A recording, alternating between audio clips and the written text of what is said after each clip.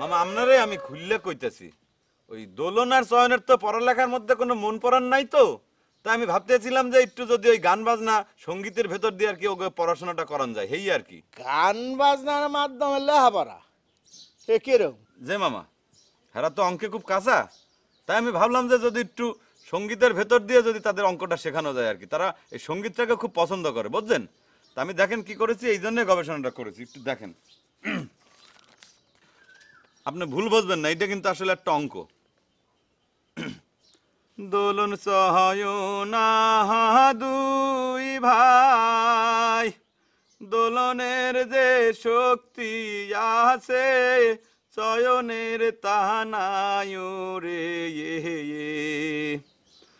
দোলন যে কাম করে 15 দিনে, চয়ন করে তা 1 মাসে রে।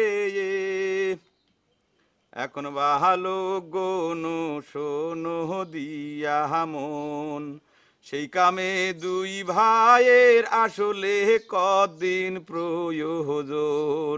এবার বলছেন মামা, আমি হারমোনিয়ামটারে খাটের নিচে কিসের জন্য হান্দায় রাখি?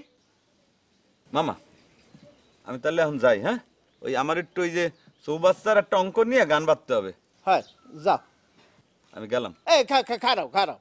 জি মামা, কিছু বলবেন? মুই যে নয়া ওষুধ বানাইছি এই এক ফোঁটা খাইয়ে যাও। এই মজিদ।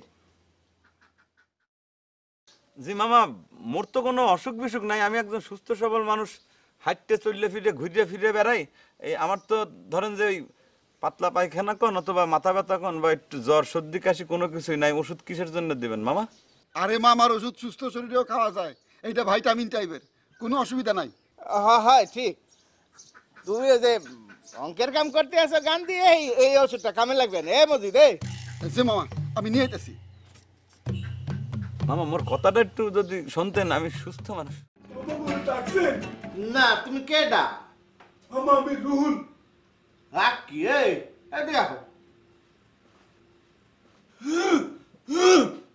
জি বলেন মামা। এ তোমার গলায় হয়েছে কি?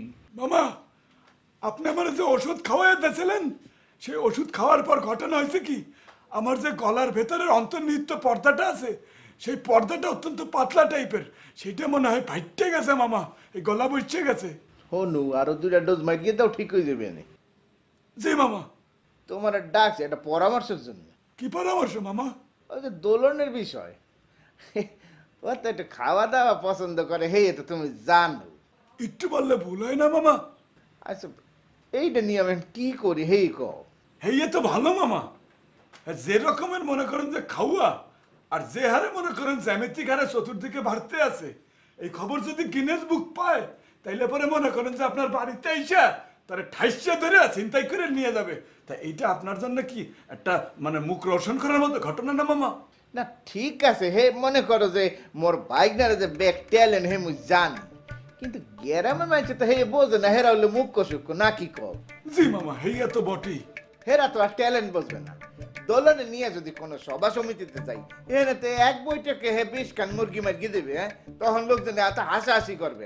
জি মামা হাসবে, একটা প্রবাদ আসে না, মূর্খরা খালি হাসে। হয় কিন্তু হে হাসি বন্ধ করবো কেমনে এই কও। আছে একটা উপায় আছে মামা, আমি আপনারা সেটা দিতে পারি। আছে, মুই জানতাম তুমি পারবা।